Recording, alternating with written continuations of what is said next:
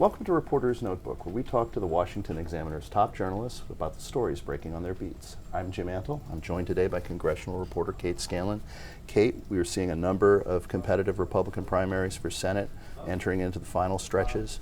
50-50 Senate. Every one of these races is pivotal to who controls the Senate. Missouri is one of these. Talk a little bit about the dynamics in that state. Yes, there are some shifting dynamics in the Republican Senate primary in Missouri. The former governor, Eric Greitens, is facing some very serious domestic abuse allegations from his estranged ex-wife.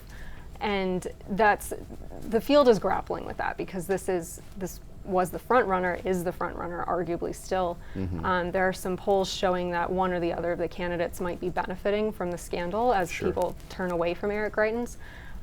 But as one Missouri Republican told me, people are just tired of the drama, and it might be enough to defeat who could have been the nominee.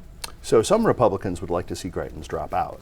Yes, there are a host of national Republicans, including both of Missouri's senators, who have called on Eric Greitens to exit the race. And these range from Republicans who believe the allegations to just simply saying, why are we doing this? Practically speaking, this could jeopardize a seat that should be safe for Republicans.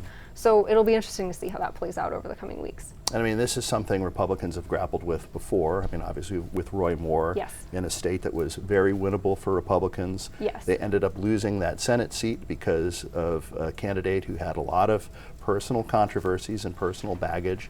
And it's something they're very familiar with in Missouri because Claire McCaskill, the Democratic senator, held on because of flawed Republican candidates, Todd Akin being the most noteworthy of them. So Republicans really have their work cut out for them in terms of making sure that the best candidates emerge from these primaries. They do, and actually Senate Minority Leader Mitch McConnell, in trying to become the majority leader after the fall, has talked about Todd Akin recently when he talks about the importance of choosing electable candidates. And so I think there are a lot of people who don't see Eric Greitens that way. So Missouri is not the only Republican primary that has a lot of eyes on it. There's been a very contentious Republican primary for Senate in Ohio, another seat where you have a retiring Republican, and Republicans would really like to hold on to that Senate seat as they try to go back into the majority. What are we seeing in terms of those dynamics there? Yes, we're seeing Josh Mandel and Mike Gibbons kind of neck and neck in some polls. We're also seeing J.D. Vance kind of underperforming some initial expectations for his candidacy. But these polls are fluid, and this primary is rapidly approaching. So it will certainly be interesting to see who the voters choose on May 3rd. So you sort of have in Mike Gibbons somebody who has certainly not distanced himself from Trump really in any way, but is a businessman kind of coming across as a conventional Mike DeWine, Rob Portman kind of Ohio Republican. And then you see maybe Vance and Mandel have kind of competed a little bit more for the Trump mantle. But you've got, it's a really crowded and fluid race. It is. It also includes former state party chair Jane Timken. And all of these candidates in some way, shape, or form have courted the former president's endorsement for their candidacy. And because the field is so crowded, they see it as something that could really set themselves apart when it comes to their rivals. So as Republicans are vying to win some of these seats and hold on to some of the seats that they already have, the Democrats are clearly tasked with defending their majority, and they're going to have some problems, many of them associated with the current administration, but some of them with their own members. So we have a lawmaker, I understand, who's not showing up to work.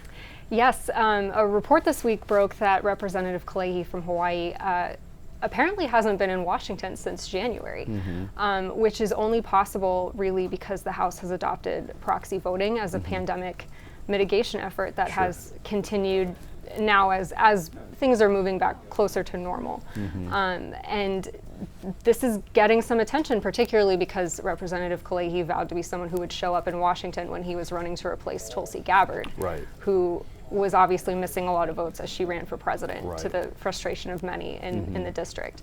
So it's shed a new focus on the practice of proxy voting as it continues on now into year 3 of this pandemic. And Republicans have been trying to put a stop to this practice. They have. They've made a big issue of saying, we should be showing up for work. While they're saying that, though, a lot of them have adopted right. using proxy voting themselves. So it is worth looking at the data and saying, you know, how many of you actually are showing up to vote? Right. Well, given Congress's low approval ratings, maybe none of them showing up would be a winning issue. Yes, it very well might be. Thank you, Kate. Thank you. You can read Kate and the rest of our political team's coverage at WashingtonExaminer.com.